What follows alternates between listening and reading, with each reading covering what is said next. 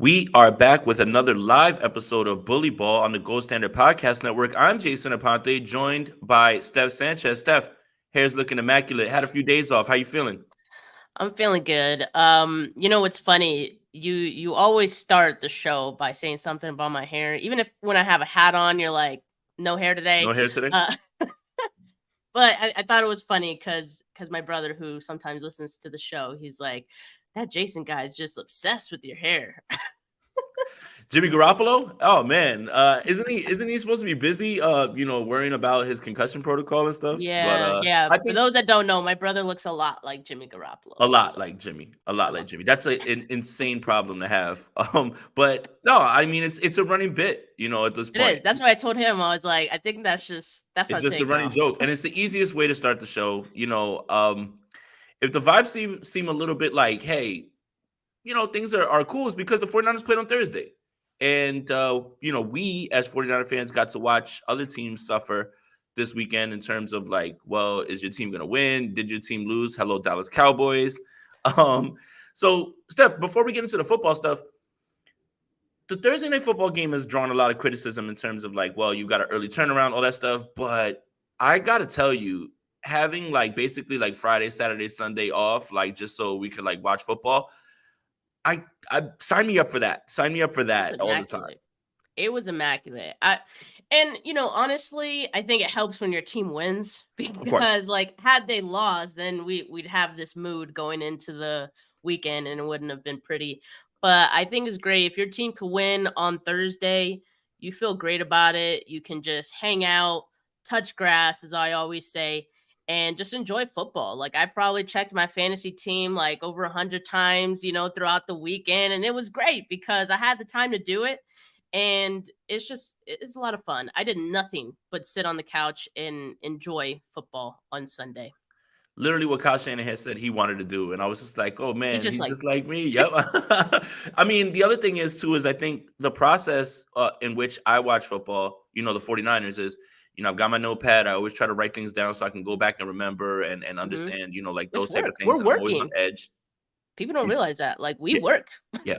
It's a Yeah, job, like not we're not just watching, like, and then we're trying to tweet, we're trying to yeah. answer people, we're watching, we're writing, all that stuff. Like, and then boom, you gotta like go right in after like post game show, all that stuff. For me, I have to write, for Niners Nation. So like all that stuff, like game days are stressful because obviously you want the team to win, but we're not just like sitting around like not doing anything. We're trying our best to make sure we have all our talking points in order, all that stuff. But speaking of the game on Thursday, Steph, the discourse around this game has been interesting to say the least. A lot of people using the early parts of the game to confirm some sort of prior that they have about Brock Purdy. I want to say as the game went along, Brock Purdy looked good, as it went along, Yeah. and it always kind of just as we talked about, it never feels like it's getting away from him, even when things aren't like looking as perfect, right? It never just feels like it's getting away from him. But Steph, what were some of your impressions of Brock Purdy on Thursday? Yeah. So about that. I look, Jay, like I've noticed that you don't really live tweet games anymore. And for those that don't know what live tweeting is, basically like Because you're it's because I'm trying to avoid putting my foot in my mouth. so exactly. So so exactly. So live tweeting is basically if you're tweeting about a certain event as it's happening, in this case, the game. I am a chronic like live tweeter, especially when it comes to 49ers games. And the issue with that is live tweeting Steph is not half as level headed as normal Steph, the Mhm. Steph that here on Bully Ball and in my podcast and all that. I'm pretty reactionary, and that just comes from being like a fan. I think at the end of the day, that's what we are, and it comes out sometimes, and so I say things in the moment that don't always turn out to be true by the end of the game, and then you get people in your mentions who will want to jump you in the mentions. So that's kind of what happened with me. And so like you said, you don't live tweet games anymore because you don't want to put your foot in your mouth. I kind of did that on Thursday night talking about Brock Purdy, and I wasn't like it wasn't anything egregious or anything. I just said there's going to be a lot of teaching tape for Brock after this game, and I tweeted that after the the ball that got batted in the air. He was targeting Deebo, and then miraculously it landed like right where Ronnie Bell could get it. And so I think that there were people who said much, I guess, like worse things than that. Mhm. And I was close. Let me tell you, when I was close, and I'm glad that I waited. But so that's just the nature of it, right? In the moment, and I think it was valid to say some of those things in the moment because certainly it was true. But by the end of the game, Brock Purdy shut us all up, and I am so happy that he did. In no way was I trying to confirm a prior either, because I love Brock, and I think I've always been a fan of Brock since he became the starter. And I want him to succeed, obviously. So I'm glad that he was able to turn it around. I think what was disappointing for that, first quarter or so was that I thought he had those throws and he was just missing them. And, credit to the Giants because they were making it tough on him early. I don't think the 49ers really expected the Giants to blitz that much in this game. I mean, it ended up being a historic amount that they did it. And so I think that probably caused some of that. Brock Purdy, by all accounts, like, him only getting sacked twice. I know it was the first sack of the season for the Giants, the two first sacks of the season. So I was disappointed about it. But when you look at the entire game and you think, wow, they blitzed nearly 85% of the time and he only got sacked twice, like that's actually pretty good. And you know why? Because he adjusted and he was getting the ball out really quickly. So I do got to give credit where it's due. He started the game really slow. He was off to start, but I think as the game went on, as you said, he just got better and better. And, I think what we saw was he can learn on the fly. Sometimes for some quarterbacks, you wait till after the game and you're like, yeah, so this is what you did. And like, all this. Brock Purdy can look at these things in game. I'm sure Kyle Shanahan was, talking to him on the sideline as well. And he can make the changes on the fly in the game. And I think that's what we saw as the game progressed is he started cooking the Giants on those blitzes because by the end of it, he knew what to do with it. So I give credit to Brock. I give credit to the Giants defense for, at least the start of the game. They were giving a pretty good effort. But, I came away more impressed with Brock. And I know that Kyle said after the game, he was even more impressed after watching the film. Like, I kind of agree with that because I want to say something crazy. And it's going to sound very silly. But I do think sometimes, not all the time, but I do think there are some times when Brock does throw slightly behind his receiver. I do think, one, Brock does a good job sometimes of protecting the football, but also protecting his receivers. Jay, how many times did you see Jimmy Garoppolo throw a hospital ball on Sunday night? Well, to be lost fair, count. I was watching in a bar and I was really intoxicated, so I don't know, maybe like 5. Oh. I don't know yet. Well, I've already seen Devontae Adams and Myers get shaken up quite a bit. But anyway, my point is that I think Brock Purdy sometimes does put the ball in spots to protect not just the football, but his receivers. Mm-hmm. So sometimes that may cause some of what we would deem inaccurate passes. Not all the time. I'm not saying that he throws inaccurate passes on purpose because that's just stupid. But I think sometimes there is a purpose to that. Also, what was with all the low snaps? Like, did you notice that there were a number of low snaps? That certainly doesn't help in a game where you're being blitzed and you got to make like very quick decisions and throws. I hope that gets cleaned up. But, Brendel, I'm looking at you, buddy. Yeah, and that's what's funny about it is I think he was dinged for the game by PFF about that. If you look at his grade a little bit, like Brendel? I think that they were kind of dinging him for that a little bit. But all right, your first point about the live tweeting thing. When you look at the timestamp of what something is sent, it doesn't mean that you need to attempt to dunk on it unless it's something that's final. Like if Steph's tweeting in the first quarter, Brock is going to have the worst game of his career today, right now, okay. But if Steph is objectively telling you, hey, Brock's missing some throws, he looks a little shaky right now, I think that was fair. That's absolutely fair.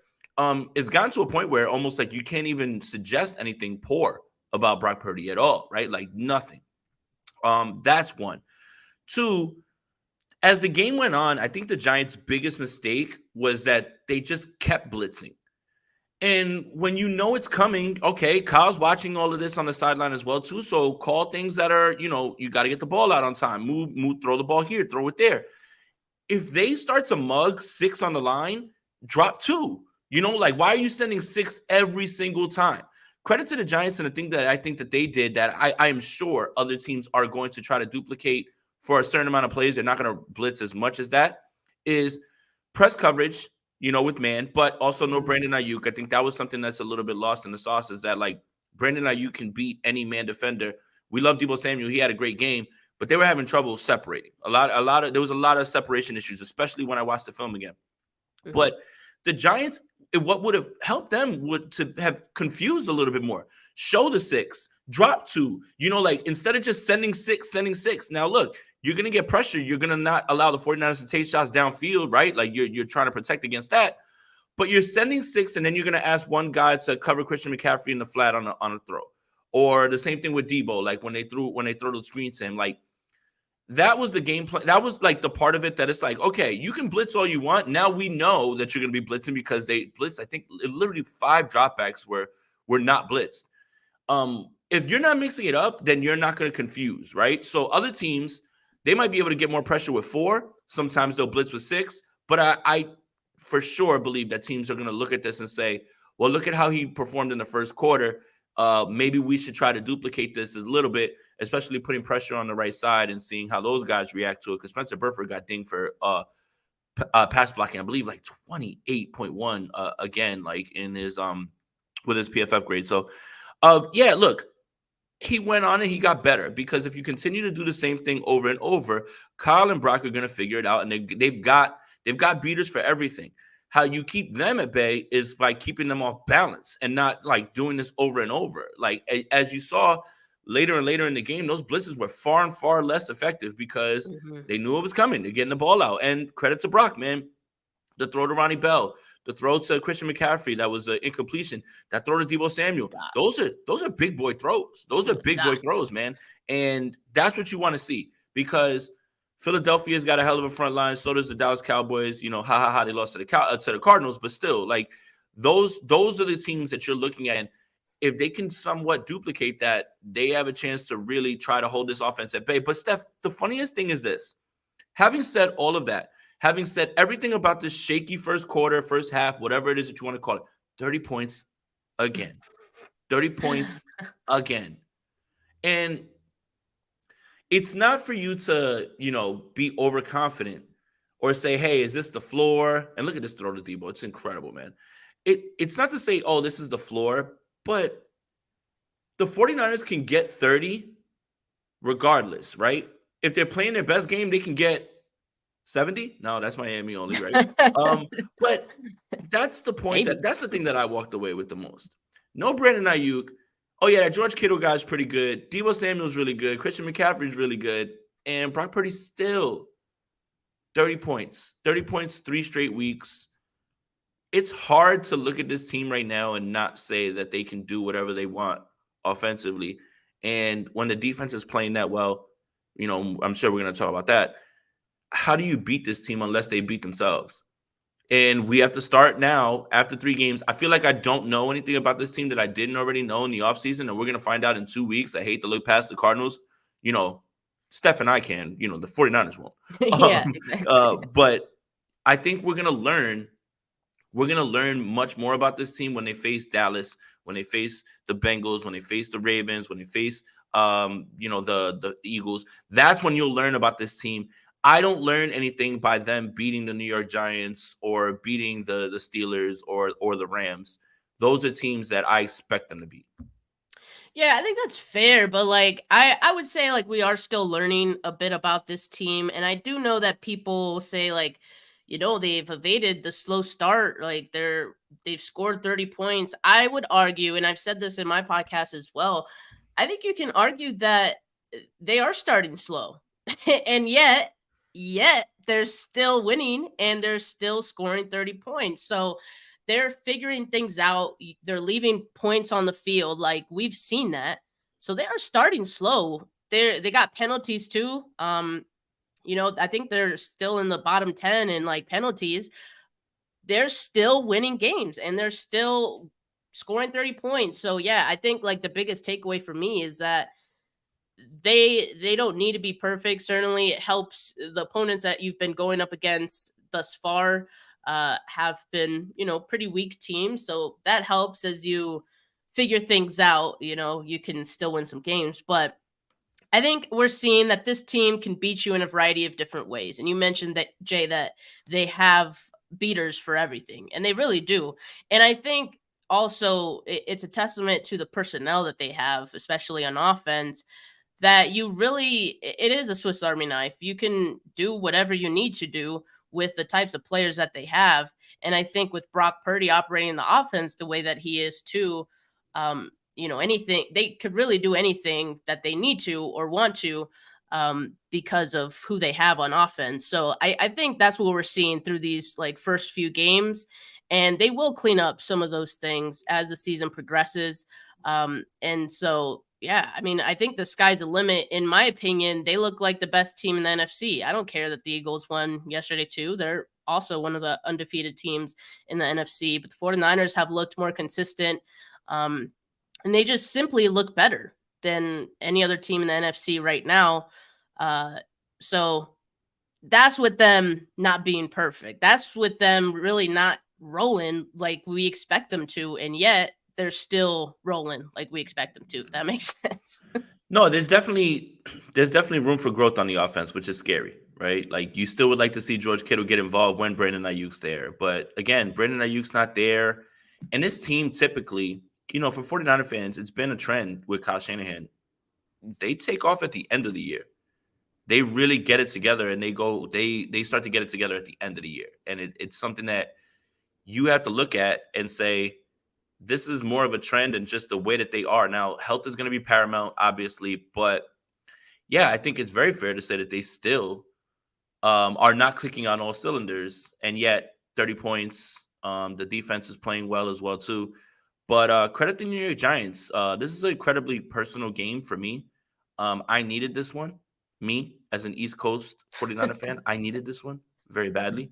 You don't know what it's like to walk into the sports bar Sunday, You were in the wearing your Niners trenches, man. You gear, were in the yeah, trenches. and you're just looking at everybody like, and it's almost like that scene. Like I ran into a Giants friend of mine, and it's like that scene from Sorry to Bother You, where he's like, "I hope you have a better week." I was like, "I hope your month is spectacular." Like we're still like we're still arguing, but it's just like, hey man, my team took care of business. I get to relax, and the hated Giants, which MetLife is like right there out my window. So big win, definitely needed that, so I could walk the streets, strut a little bit. Giants fans are actually. I want to say this. Giant fans are actually taking it well because I did the SB Nation Giants pod on Big Blue View, and a shout out to Ed Valentine, by the way, too. He said, well, any Giants fan that's really, really invested in the team would look at these first three games and say, Dallas Cardinals, 49ers, we're probably going to be 1-2. And they are. And I think if Giant fans are panicked, they're panicked in the fashion that they lost to the Cowboys. But 1-2, that's probably realistic for them. They took care of business with the Cardinals. So they're not like exactly like jumping out the window. I think they've got a good handle on it. And they kind of feel like, hey, we thought we were going to be 1-2. Now it's time. We've got to win games. And by the way, I'm the biggest Giants fan in the world because Monday they play the Seattle Seahawks. So let's go G-Men. Figure it out, Big Blue. And hopefully Saquon's back. But I wanted to talk about the defense. And I think that it starts up front with the defensive line. Hello, Nick Bosa. I think we could have, we weren't going out on a limb saying that Bosa was going to get into the stat sheet, this week, especially when you have the misses with the offensive line and who's going to be not playing. Javon Hargrave's a baller. Steph, am I going a little too far? But Javon Kinlaw's hooping, and I don't think people want to say that they're watching him hoop. He's hooping. You're not going too far. 21 snaps, I believe, and he had 5 pressures. Yeah. Steph, Javon Kinlaw, did we write him off or call him and he didn't call back? Whatever it is, write him and he didn't write back. Whatever Geno Smith said. Look, I think he's obviously outperforming expectations because I don't think we wrote him off. I just think like protect ourselves. Yeah. Like, we didn't have any expectations for him. And I think it was fair based on like what he had done in his career to this point. Of course, you're always hopeful that he's going to be able to turn it around. You hear every single offseason, he's in the best shape of his life. Oh, like he's done this, he shed all this weight and all that. You hear that like every offseason. And after a while, like it became like, okay, well, we got to see it. We've been seeing it through these first 3 games. And, you know, we're going to knock on wood if you have it near you, right? But that, you know, we hope that this is going to continue. But I think the fact that he's in a reserved role, you know, he's a part of this rotation. The 49ers aren't exactly depending on him to be, you know, this guy that's a star player or anything like that. He's just coming in on, as you said, like 19, 21 snaps, whatever it was. And he pretty much just has to rush the passer. That's what he's been doing. And he's been doing that really well. So, yeah, to me, it's a bonus. It's a bonus. If you could get anything out of Javon Kinlaw like you are right now, this defense, especially on those obvious passing downs. Yeah, maybe the secret sauce was situationally like using Yeah. him, right? And it's funny because what we knew him for was occupying blocks, being a great run defender, but now he's in his bag as a pass rusher, man. And I think again, when you don't have to send multiple people on the defensive line at the quarterback, and you can just use guys in a rotation, and you could put Nick Bosa on the sideline and give Armstead a breather, and you could still continue to get that sort of pressure. It's just an absolute bonus, and it's great to see him performing well because it's the first time that he's been fully healthy this way. It's just been fun, man. And I think I just want it to continue. Knock on wood. Let's let it continue. That didn't sound like wood, but all right. Yeah. But that's always kind of been the concern. It's just that he hasn't been on the field. So now that the expectations have been stripped of, you know, the number 9 overall pick, and he's a rotational defensive guy, maybe the expectations and the thought about him now has put him in a place where he's comfortable. But, you know, Javon Hargrave's great. So is Eric Armstead. Both of them, multiple pressures. Nick Bosa, you know, I believe Daniel Bellinger is the tight end for the Giants. Daniel, if you see 97 in front of you, you might want to get a hand on that guy. Like, letting him run right by you might not be the way to protect Daniel Jones. Just saying. I couldn't. Easier said than done. I don't know why they're putting the No. tight I end mean, on- he on looked him surprised. anyway. Like, oh, who's this 97 guy? Oh, he's running past me, and he like barely touched him. I'm like, all right, man. Like, let's get your head on a swivel here. Where's 97? But overall, Matt Breida scores a touchdown. Revenge game, Matt Breida. Of course, the only narrative that matters is revenge games. Sure, man. I'll let him have it. But overall, I think, and this is the way we'll pivot to the Cardinals game, is you look at the talent discrepancy on that side and you say, well, the 49ers should easily win this. Well, this game was a dogfight for a large portion of it. And eventually the 49ers will get away, you know, because of the roster that they have, and, you know, and the talent and the coaching and the play calling. But it seems like Dallas did the same exact thing this past week with the Cardinals, where they were just like, oh, well, you know, we got this, even though they were missing linemen. They obviously lost Trevon Diggs, which is horrible. I hate that because, well, one, I love to see teams at full strength, and I always want them to be at their best. But two, it kind of gives the Cowboys a built-in excuse for, like, if they lose in week 5, and, oh, well, Diggs is out. You know, it's just like, man, you know, I hate that part too. But did it feel like the Cowboys, can we learn something from the Cowboys and the Cardinals, and like why there's no way to look past people, even if you are much better talent-wise?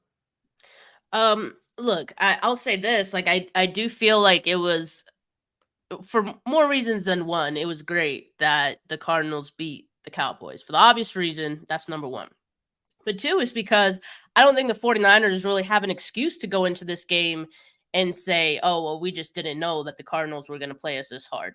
Through these first 3 games of the season, like, the Cardinals have been playing some really good football. So credit to, you know, what they've been doing over there. I forget, like, who's their coach, Gannon, or what's his name?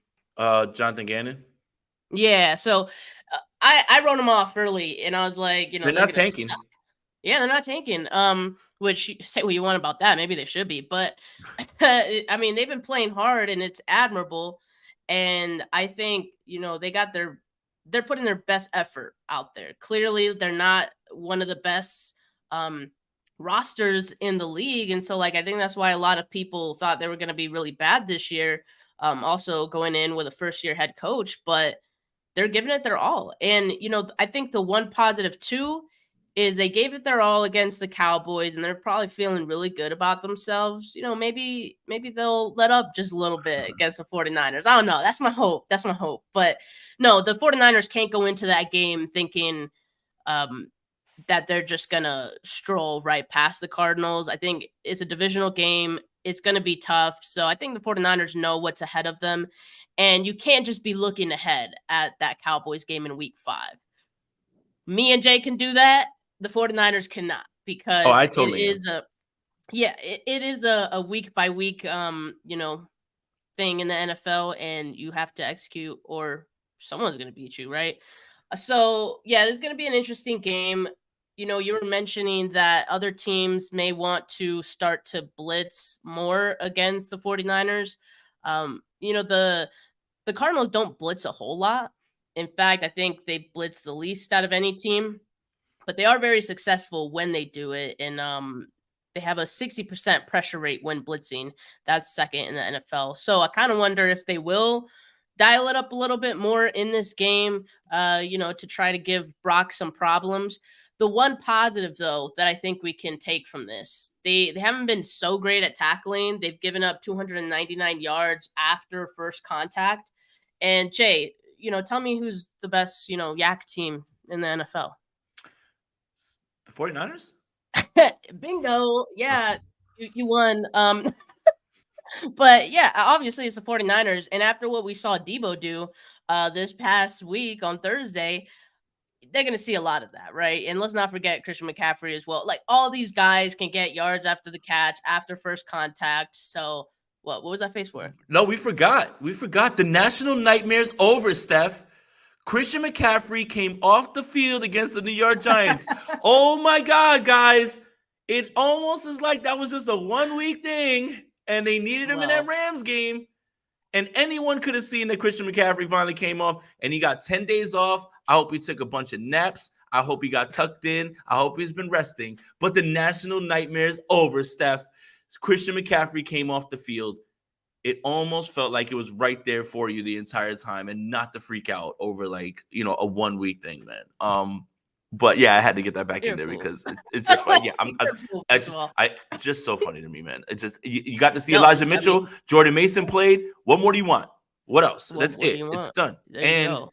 And when you needed those plays, he was still there, and he's still dominant. So relax, Mm-hmm. everybody. Yeah. Good. But I guess like that does bring into question. We were just talking about Deebo, right? I mean, he's dealing with that rib injury. The 49ers had a bonus practice yesterday since, they had a mini bye. Basically, they could practice one extra day. And Brandon Ayuk was out there, so that's good. He's on track to play. Deebo Samuel was not, though. He's still dealing with that rib injury that he sustained. Of course, he did come back to the game Thursday night, and he had his touchdown after that injury. When he was down on the field for a bit. So maybe that's a good sign. I don't know, but hopefully they'll have Deebo Samuel out there because I think in this game you're gonna want him. Yeah, I mean, again, you don't want to look past the Cardinals, but you have to start to take calculated risks. Can we win this game without him against the Cardinals? Do we need him for Dallas more, right? Because it sounds like Brandon Ayuk would have been able to go on Thursday if the game was on Sunday. So he'll be back as well, too. Yeah, I mean, Deebo was incredible in this game on Thursday, man. And it's wild to me that you watch how Deebo gets the ball, and it's almost the same exact way, whether it be a handoff or just like a tunnel screen or just like a short slant. And it's like the defense always looks so surprised, like they can't do anything with it and they can't tackle him. And it's like over and over they do it the same exact way. And he's just such a special player with the ball in his hands that he's able to run through everybody and do all of these special things with the ball, man. Like it's funny to me because like the defense always looks like, a tunnel screen to Deebo Samuel. Well, who could have seen that coming? Or like, wait a minute, why are we trying? Like, it's right there in front of you the whole time. But you do have to start taking calculated risks when it comes to this game. Like, do you say, hey, listen, Deebo, maybe not this week? You know, if that's the case, they do have extra time. They do have a lot of extra time. They are game planning right now, though, because it is Tuesday. They're getting ready for that as well, too. But we kind of saw in this game, too, like maybe a little bit more George Kittle's okay, and he's still pretty good as well. You know, I think one of Brock's best throws was the throw to Kittle on the sideline, that layer throw in between two guys. It's just and Daryl, 49er for life, Smock says the Cowgirls just suck, plain and simple.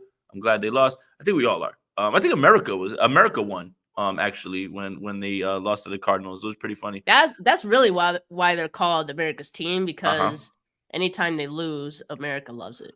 America wins when the Dallas Cowboys lose. 100%. I can't. I'm looking so far. Like, I'm looking forward to that week so far that I've already like started making content for that week with like the film from the divisional game. Like, Jesus Christ, man. I know. I mean, I'm gonna do the Cardinals this week for sure. Like, but like, I'm just juiced about that game, and I've been able to like, you know, pull some stuff from the divisional game that was successful for the Niners. That the, you know, and I'm gonna, you know, but that's the big game. That's the one that I'm looking for. But look, with this Cardinals game, you can bet the 49ers are not looking past them. Their divisional game. You know, we've seen times where there's been letdowns against Arizona. Hello, Colt McCoy. That was a game that I always look back at, and I'm just like, my God, what the hell just happened? And yeah, Dobbs is mobile. He runs a little bit as well too. We didn't see that from Daniel Jones though. So, okay. So Jay, can I ask you a question? Yep. Because we were talking about Javon Kinlaw earlier, and I was like, they had him out there as like a fifth defensive lineman for 5 down, you know, some of those snaps. Mm-hmm. And I kind of felt like, yeah, that was to add like extra pressure to Daniel Jones. He's not very good against pressure, but also I thought it was because to help seal any rushing lanes that, you know, Daniel Jones may find and run through, because he's known for that too. So I wonder, do you think that we see it more often? I know it was situational, but in this game against Dobbs, you know, we mentioned that he could also run, and sometimes they even do design runs with him. Do you think that maybe we see Kinlaw again in that like fifth defensive lineman situation again? Well, I think that's something that they've been trying out, because they ran it a little in Pittsburgh, and Kenny Pickett wasn't running. I think that's just one of the looks that they want to give the 5 down linemen. So, I mean, it could be for that, but Daniel Jones didn't really do too much with his legs. So I think for the concern, and you know, Rob is letting us know, says that according to Bosa, Kinlaw was asking to be the 5th lineman all week. Yeah, I mean, it's just when he's playing well and you can get him situationally in there, because I think he only played like 21 snaps, if I'm not mistaken. It's a look that they've been giving. So I'm not sure that it necessarily was like game plan specific towards Daniel Jones, because they've been showing it a little bit more and more throughout the 3 weeks. So, but yeah, Dobbs can run, he can move. And the Cardinals actually ran the football all over the Dallas Cowboys this week. You know, that was a little bit shocking. You know, James Conner. That's why I'm looking at week 5. Yeah, and that's if you're having a problem slowing that down, and Michael Parsons is a hooper. Like, if you're having problems slowing that down and you're able to combat the pass rush with running the football in that fashion, it might be a long day for the Dallas Cowboys. And Dak threw one of the worst interceptions I've ever seen in the red zone. Like, I literally have no idea what he was looking at. Like, sometimes you look and you say, okay, they disguised it really well, or this or that. It was just like, did you meant to throw it to the Cardinal, right? Like that's what was the play. That was the play call. Like, so I think, you know, again, and we're looking past and we're talking about the Cowboys. It's like, if you're able to run the ball and you're able to capitalize on those 1 or 2 Dak throws that you're just like, what on earth were you looking at? Then you should be good. But as far as the Cardinals, I was really shocked with the way that they were able to run the ball. One thing that they kind of added that was a little bit of a nice wrinkle, and I bet you could see a little bit, you'll probably see a little bit more of, was Rondale Moore was actually at running back, and he's the one who had that big long run, like 45 yards. Yeah, he's fast. Yeah, like he's a good receiver, like, but maybe they found something with him where they can use him situationally like that too to cause problems, because he scooted right through that hole and went right past everybody. I think, you know, that he might be a speed element with Connor, maybe something that they use him for like maybe 2 to 3 carries a game. 49ers now 14-point favorites over the Cardinals. I believe, if I'm not mistaken, that was close to what Dallas was favored by. And the game's in Arizona, right? Is it in Arizona or is it at I think Levi's? It's at no, it's at Levi's. It's at Levi's. So they got 3 Yeah. straight at Levi's. Mm-hmm. Oh wow. Okay, nice little homestand. Okay. All right. Well, look, 14 points at home. That sounds right. As a betting man, I don't do the spread. I'm good on that. I just do money line, and I foolishly throw my money away on parlays. Um, but yeah, that feels right with the discrepancy in talent, right? Like, and especially if everybody's going to be healthy, that feels like that's a likely outcome. 14 points. What do you think? Yeah, I mean, I don't really do point predictions and things like that. Although my score prediction last week was pretty freaking close. I said it Nice, would be 30-13 and it nice. was 30-12. So Give me the lottery credit to numbers. me. The one time that I get close, I'm like, pounding my chest over here. But yeah, I think that's reasonable. I mean, the fact that it's like a divisional game, the 49ers in the past have had like kind of these like low scoring games against the Cardinals. So I think we kind of see that. They're going to play them tough. So yeah, I think that's probably fine. Um one thing I wanted to point out, going back to Dobbs really quick, is I think as far as like quarterbacks go, and this is going to sound silly because we're talking about Dobbs here, but I think the 49ers defense maybe going to meet their match here because he's good under pressure. Um, I'm looking at PFF right now. His passer rating clean is 94.3 and under pressure is 107.3. So like he's even better than Brock under pressure. And that's going to be tough, right? So I don't know what the game plan is going to be for the 49ers defensively. But it's going to be tough to, beat the Cardinals based on what they're doing. And also, what is it? Zaven Collins has been a problem on defense for other teams, and he got hurt in that game against the Cowboys, but he was wrecking stuff before that. So if he's available on Sunday, which I would expect he would be, I think it was just something with his eye in that game. He's going to give the 49ers offensive line problems, I think. Yeah, and the best thing about this game is the 49ers don't have to necessarily put forth their best effort. And I think a little bit of what you were seeing in the Giants game was Kyle not putting the best stuff that he has on film, knowing that he can get away with what he can against the Giants. And I think he's kind of saving that for either later in the year or for bigger games. Mm-hmm. So that's something that's there for them as well too. I'm not saying that it's hard to like get excited about this game or anything like that. It's just I fully expect the 49ers to win this game. Yeah, and again, if they're the team that we believe they are, then they should. And I'm going to keep saying that every week against teams that, but this is the NFL. There are slip ups, and there's times when, things like this happen. Obviously nobody would have seen the Dallas Cowboys losing to the Cardinals. The Indianapolis Colts with Gardner Minshew, they go and they beat Baltimore. It's the NFL, right? Like, guys prepare, those guys get paid too. There's game plans, there's things like that. Things can happen during the game.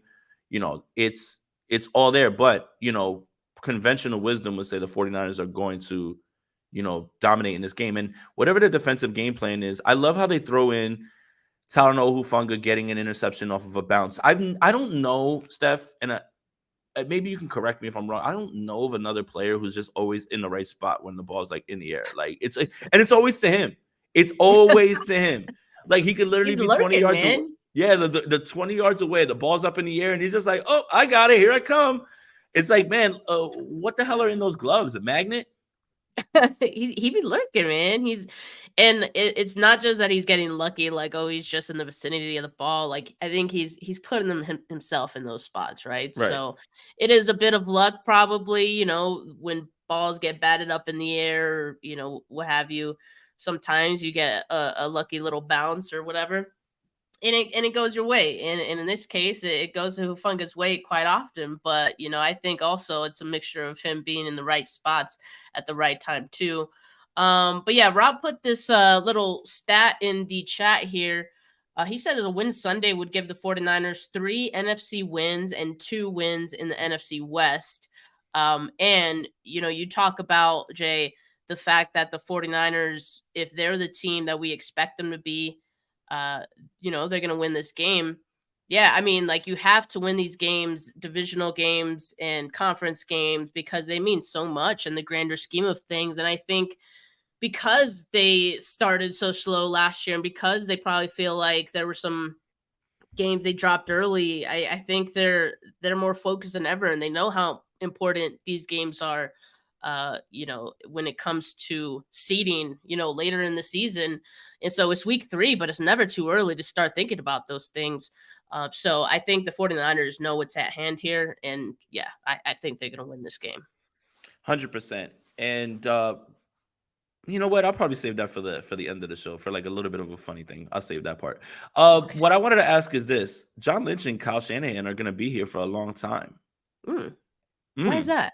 Ah, funny, huh? And you know what's funny about it is the larger discussion about who makes what draft picks. Mm. And well, that's a Lynch pick. Well, that's a Peters pick. Well, that's a Kyle pick. But yet, like, aside from like the obvious ones, we don't really know like who's doing what, right? Yeah. Like, I just find it funny that like whenever the 49ers find like a 5th rounder or like a 6th rounder, they're like, that's Adam Peters working. Oh, it's Adam Peters. And I'm just like, is it? Like, are we sure? Are we sure? Because I know for a fact who's an Adam Peters pick, Ambry Thomas. Mm. That's an Adam Peters pick.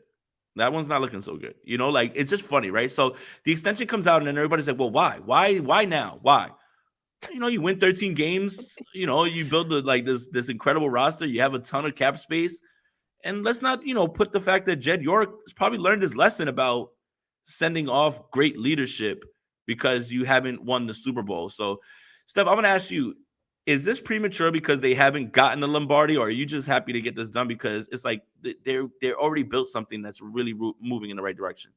It's not premature. And for the people who say that, I think that's kind of silly because I think what Jed is saying with this, it's a vote of confidence for sure that Kyle and John give you the best chance to win a Super Bowl, for however long they're going to be here, right? And so I think he truly believes that. I believe that. And so you look at other coaches that are available out there, it's slim pickings, right? And you see coaches who, were maybe good as coordinators and things like that. And sometimes, they don't always pan out when they become head coaches. So it's really just you're rolling the dice anytime you hire a new head coach, kind of. And I think, the 49ers kind of hit the lottery getting Kyle Shanahan, and you got to keep rolling that dice because so far, like you're winning. You're winning with it. So yeah, obviously the goal is to get a Lombardi, and it's not Jed being like complacent or anything like that. It's Jed saying these guys give this team the best chance to get there, and I think based on what we've seen, that's fair to say. Yeah. 100%. Again, when you win that many games, you win that many playoff games, you get to stay. And when you've built what you've built and you have eyes on the future as well too, with cap space and everything as well too, it does feel like, hey, finish the job, but we have this vote of confidence in you, and who can argue with that, honestly? So I'm really glad that that's done. And it's something I didn't expect. Not something that I thought wouldn't happen, by the way, either. But I think, there's this whole discussion of like, well, are they going to move? Are they going to lose Peters? That's probably a possibility, right? Like at this point, right? Like now he's gonna be a hot name as a general manager. Do they promote Lynch? All those things.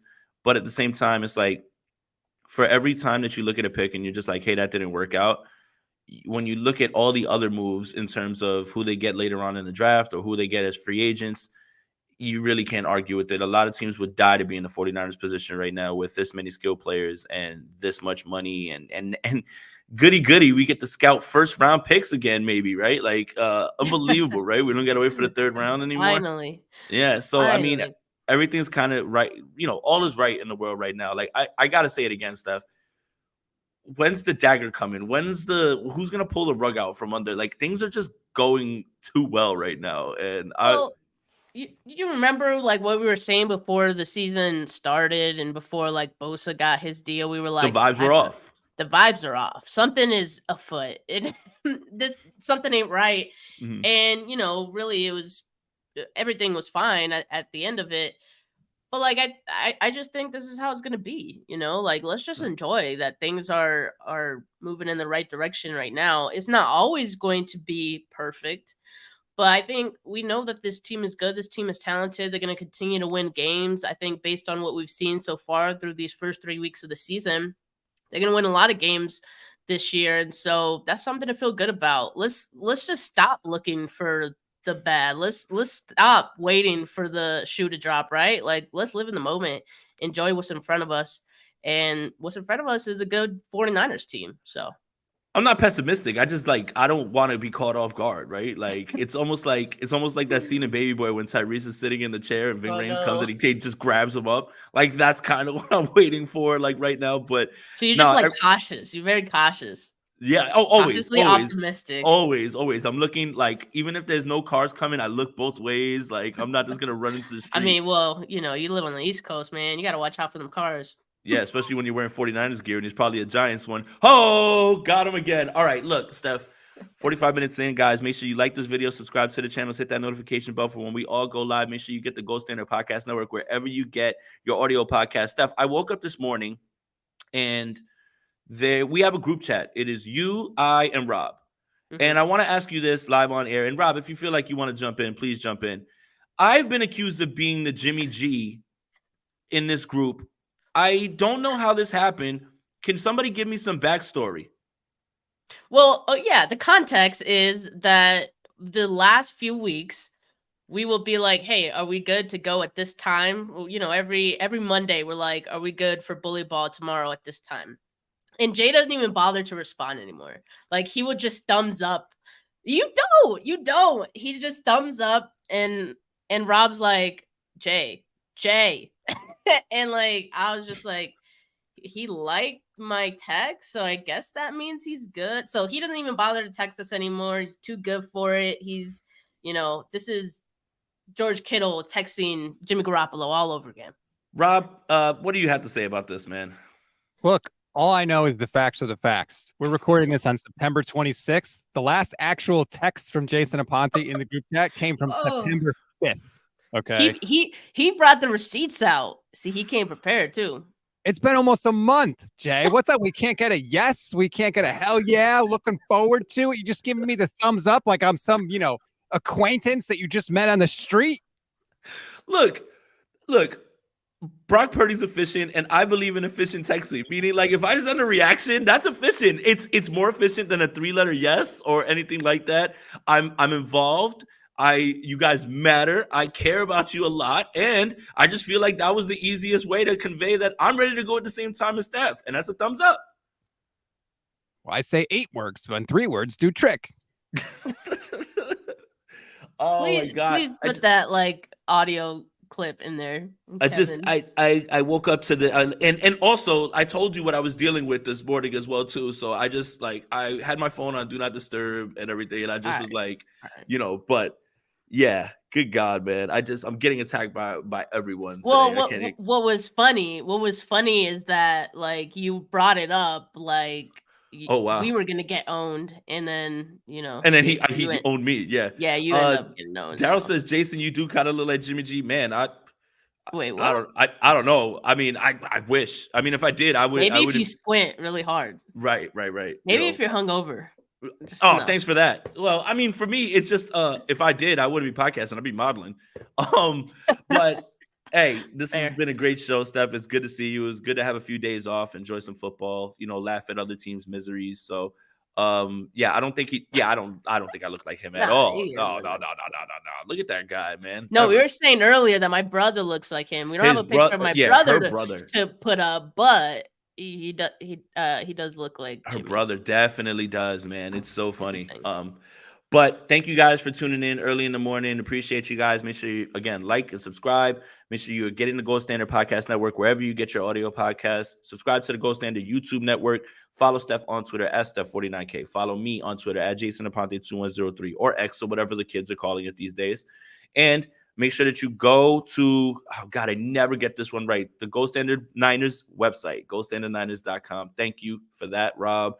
And follow on Instagram and follow on Twitter. Steph, it's been great to talk to you. Cardinals week. I'm trying to get amped up for it. But I definitely have eyes on week 5. I definitely have eyes on week 5. But for Steph, for Jay, we're out of here. Peace.